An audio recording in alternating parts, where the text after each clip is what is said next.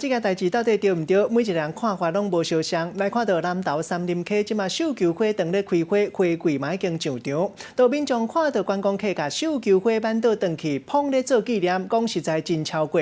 也毋过园区嘛出面买花，讲有可能是乌龙蛇岛有误花，因为最近当咧清特别冷气的花，拄啊好互游客去捡到，顺线摕去翕相，呼吁民众毋通伤过烦恼，才袂引起误会。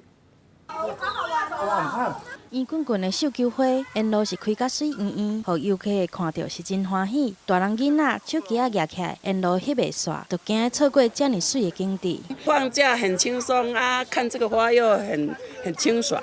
热天真侪人来到南投三林溪享受清凉，煞有民众上网路顶面。普文的人表示，伊看到一阵游客手内摕着打挽落的绣球花在翕相。而且，阁毋若是一蕊，网友拢伫咧骂。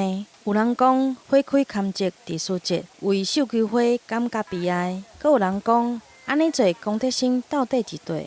我们会针对已经接近凋谢的绣球花，适度的做修剪。所以我们推测，不是现场游客现场攀折的，而是捡拾我们园艺部门的同仁修剪下来的绣球花。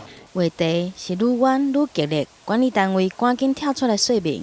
原来管理单位拢会针对特别冷气的花来定期做修剪，真侪游客就是把这落去的绣球花当作是翕相的道具，想袂到煞来引起一场误会。这才互管理单位赶紧跳出来说明，就惊民众在赏花的心情会受到影响。记者综合报道。